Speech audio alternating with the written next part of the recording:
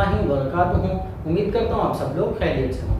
तो आज की इस वीडियो में बेटा हम स्टार्ट करने जा रहे हैं एक्सरसाइज 1.2 क्वेश्चन नंबर 1 करते हैं। इससे पहले बेटा एक्सरसाइज 1.2 का मैं इंट्रोडक्शन करवा चुका हूँ और कुछ इंपॉर्टेंट थ्योरम्स जो हमने इस एक्सरसाइज में इस्तेमाल करने हैं वो थ्योरम्स भी मैं करवा चुका हूँ।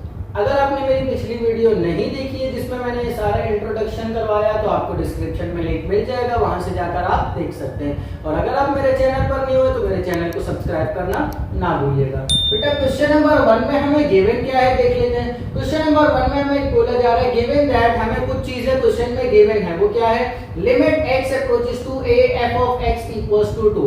अब इसका मतलब क्या है मैं यहाँ पर बेटा बताता हूँ। अब इसका मतलब क्या है, बोला जा रहा है एक फंक्शन है जिसको f of x का नाम दिया गया है। इन जनरल बेटा वो कोई भी फंक्शन है f of x, हमें ये नहीं पता जो वो क्या है और ना ही हमारा ये काम है जो f of x क्या है हम ये मालूम करें, ये हमारा काम इस क्वेश्चन में नहीं है। क्या बोला जा रहा है बेटा, जब हम इस f of x फंक्शन के ऊपर कोई भी x का फंक्शन है, वो इक्वेशन भी हो सकती है, वो फ्रैक्शनल फंक्शन कुछ भी हो सकता है, रूट फंक्शन भी हो सकता है, जब उसके ऊपर हम लिमिट अप्लाई करेंगे मतलब कि x की जगह पर a पुट करेंगे। अब a क्या है, a कोई भी कांस्टेंट नंबर हो सकता है, इन जनरल बोला जा रहा है तो लिमिट भी इन जनरल ली है। जब हम ये लिमिट इस फंक्शन में पुट कर देंगे तो आंसर इसका क्या आएगा बेटा, 2 आएगा। ये बात बोली जा रही है। दूसरा हमें फंक्शन गिवन है g of x। अब ये भी अपने आप में x का कोई फंक्शन होगा और इसके ऊपर भी लिमिट अप्लाई हो रही है x अप्रोचेस टू a, तो इसका आंसर बेटा क्या आएगा, -4 आएगा। तो एक बात तो कंफर्म हो गई बेटा, हम दोनों के ऊपर सेम लिमिट अप्लाई कर रहे हैं पर आंसर डिफरेंट आ रहा है, तो ये दोनों अलग अलग फंक्शन है, ये बात हमारे पास कंफर्म हो गई। वैसे भी हमें इसको f of x का नाम दिया गया था, इसको g of x का नाम दिया गया था, तो ये बात बता रहे थे f और g दोनों अलग अलग वेरिएबल यूज किए गए, इस वजह से हमें ये बात कंफर्म हो गई थी जो ये दोनों अलग अलग फंक्शन है।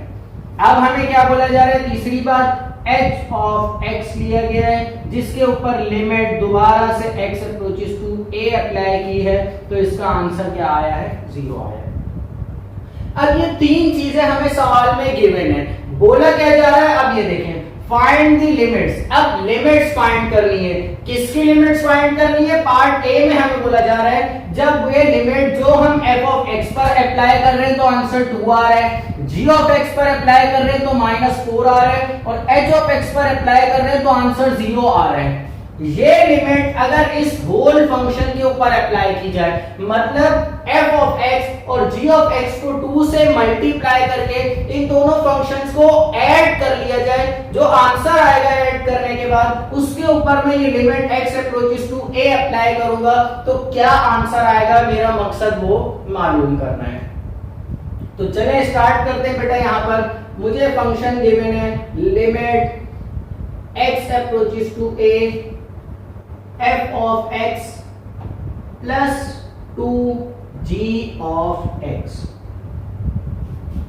तो बेटा अगर आपने मेरी पिछली वीडियो देखी है तो उसमें मैंने आपको एक थ्योरम पढ़ाया था, जिस थ्योरम में हमने पढ़ा था अगर लिमिट अप्लाई हो रही है दो फंक्शंस के ऊपर और उन दोनों फंक्शंस पर अलग-अलग लिमिट अप्लाई की जाए तो वो एग्जिस्ट कर रही हो, मतलब कोई ना कोई रियल नंबर आंसर आ रहा हो, तो उन दोनों फंक्शंस के ऊपर मैं अलग-अलग लिमिट को तोड़ सकता हूं। तो बेटा थ्योरम के मुताबिक हमें एक बात तो कंफर्म है, दोनों फंक्शन का कोई ना कोई रियल नंबर आंसर आ रहा है, मतलब दोनों फंक्शन की लिमिट एग्जिस्ट कर रही है। तो मैं यहाँ पर इस लिमिट को इन दोनों के ऊपर अलग-अलग तोड़ सकता हूं।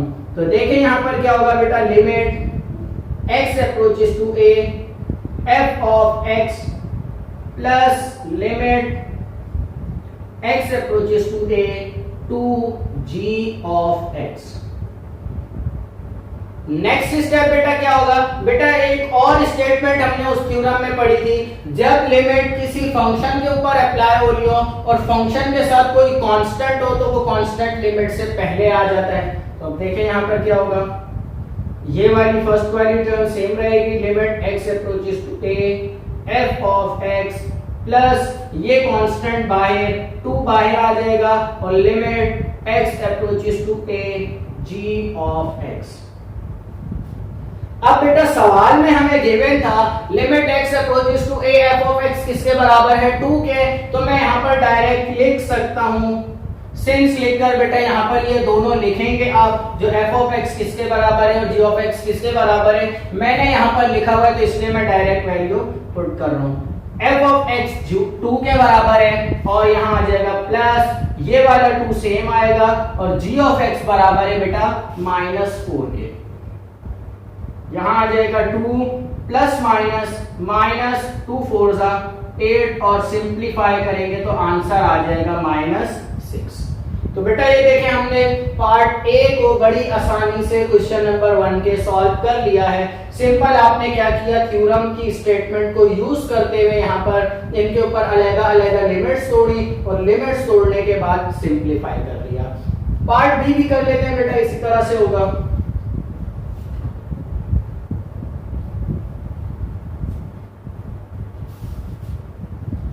पार्ट बी में बेटा अब हमें 3 फंक्शंस गिवन है। तो पहले क्या होगा, हमें पता है h of x की भी लिमिट एग्जिस्ट कर रही है, g of x की भी लिमिट एग्जिस्ट कर रही है और 1 तो कांस्टेंट है, उसके ऊपर लिमिट अप्लाई करने से कोई फर्क नहीं पड़ेगा।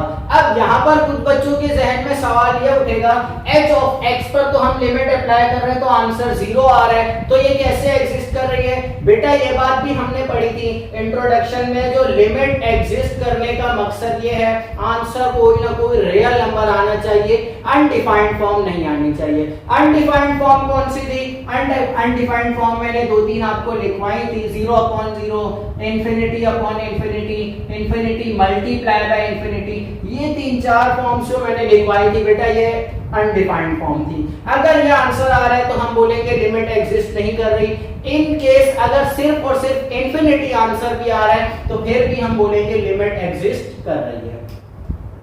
तो देखें अब यहां पर क्या होगा बेटा, limit x approaches to a h of x minus 3g of x plus 1 bracket close.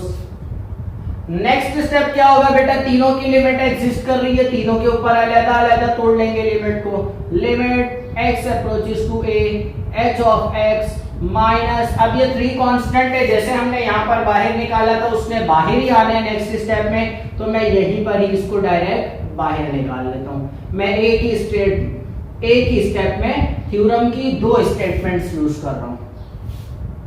फिर आ जाएगा plus limit x approaches to a 1 और ये हमने क्या किया बेटा, तीनों के ऊपर अलग-अलग लिमिट अप्लाई कर दी। नेक्स्ट स्टेप बेटा क्या होगा, लिमिट h of x की हमें गिवन है, क्या आंसर आ रहा है 0 आ रहा है, तो यहाँ आ जाएगा 0 माइनस ये 3 सेम आएगा और ये g of x का भी हमें गिवन है, क्या है -4 plus limit x approaches to a 1 है। हमने पढ़ा था बेटा जब किसी कांस्टेंट के ऊपर लिमिट अप्लाई होती है तो वापस वही कांस्टेंट आ जाता है, तो यहाँ पर 1 आ जाएगा। नेक्स्ट स्टेप देखिए बेटा क्या होगा, यहाँ पर ये 0 तो खत्म हो जाएगा, माइनस माइनस प्लस हो जाएगा और 3 4 12 प्लस 1, तो आंसर बेटा आ जाएगा मेरे पास 13। तो ये हमारा बेटा क्वेश्चन नंबर 1 के पार्ट बी का भी देखे बड़ी आसानी से आंसर आ गया है।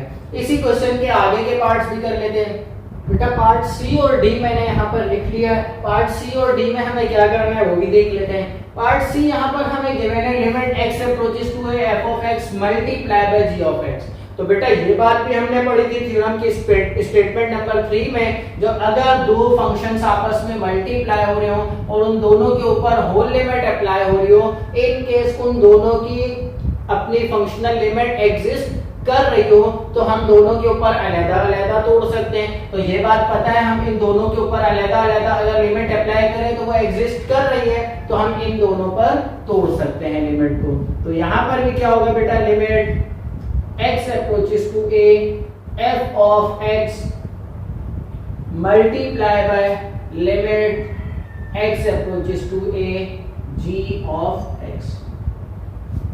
नेक्स्ट स्टेप बेटा क्या होगा, इसकी वैल्यू पुट कर लेंगे और इसकी भी वैल्यू पुट कर लेंगे।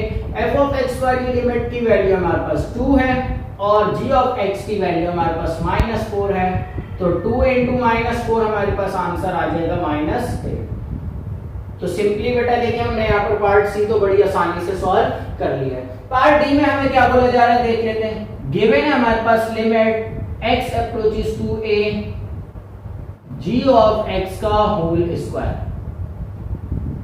अब बेटा यहाँ पर फंक्शन का होल स्क्वायर है और लिमिट अप्लाई हो रही है। हमें पता है फंक्शन की लिमिट एग्जिस्ट कर रही है, तो हम आंसर निकालने के बाद उस पर स्क्वायर अप्लाई करें या पहले स्क्वायर अप्लाई करके उसके बाद उस पर लिमिट अप्लाई करें, आंसर हमेशा हमारा सेम ही आएगा। तो यहाँ पर इस लिमिट को हम क्या करेंगे, अब देखिए ये थोड़ा सा चेंज है पिछले वालों से।